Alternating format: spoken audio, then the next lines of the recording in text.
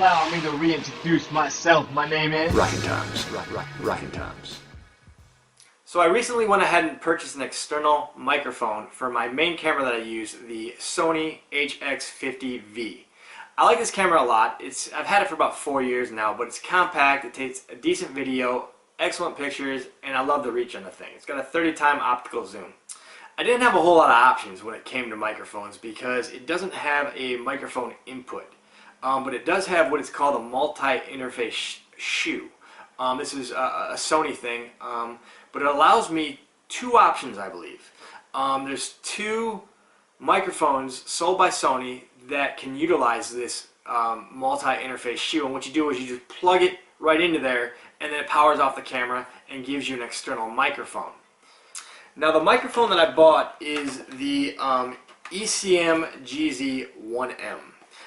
It's a shotgun mic. The other one's more of a unidirectional mic, but I felt the shotgun mic would be better for what I do because it would pick me up more, and that's more what I was looking for. I've been using it for about a week. It doesn't seem like it's doing much, and that's why I'm making this video to see, is it really adding any benefit over my internal microphone, and that's what I'm using right now. So whatever we're hearing now is coming off the internal mic, and then I like to go ahead and do a test with the shotgun mic. It also comes with this windscreen, as most do. I'm going to put that on and see if it makes any difference with that, and then we'll go ahead and compare those 3, the internal, the shotgun mic, and then the shotgun mic with the windscreen. I want to go ahead and now, I want to do it 2 ways. Just talk like I am now. I'm just using my normal voice, but then I want to go ahead and add some background to it. The TV is about 3 feet behind the camera, so I figure that'll be a good example to how this mic, how I sound under these 3 situations, with both no background noise and then with the mic on. Alright, so here we have it with the external microphone on. I want to go ahead and see how this sounds compared to just the internal microphone. When I was making some videos, it seemed like there was a lot more white noise hissing, almost like a fan was on. But I believe that's very common in a lot of these lower level, lower priced microphones.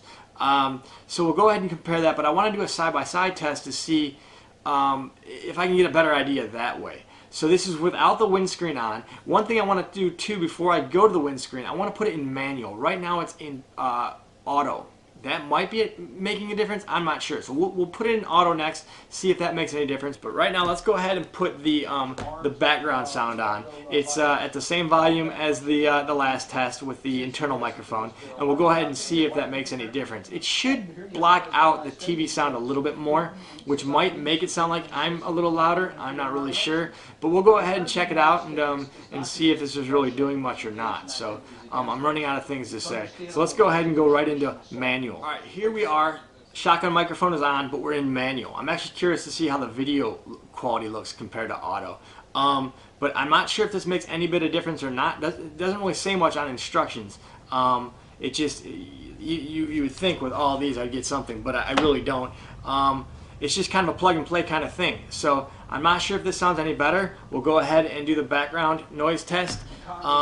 But like I said, if this isn't the way to go, I'm willing to spend the 40 bucks on the other microphone and hope that it sounds better. But I'm not really sure, because right now I believe this microphone isn't quite doing the job. You know, I didn't expect the world, but I was hoping for something a little better than my internal microphone. And if that one's the best so far, then yeah, there's no point in spending $68 on this microphone. So we'll go ahead and see how the 2 sound. I'll go ahead now. That's in manual. I'm going to go ahead and just put the wind mic on, and I'm going to go back to auto, and we'll go ahead and see what that sounds like.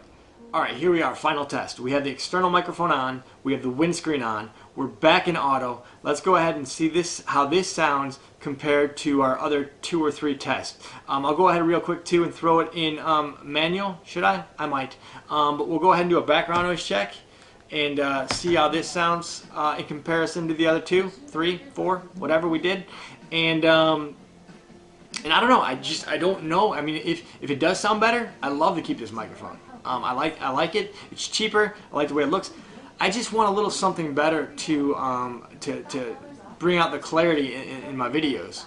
I'm not asking for the world, just something better. And it's really if it's not any better than my internal microphone, or even worse, I don't want it. I'm going to have to send this sucker back. So there we have it. I'll go ahead and put this video together, watch it over, see what I think, and then make a decision. So I'll try to update in one of my videos what I decided to do. I might be getting a new mic, so we'll go ahead and see. But there it is.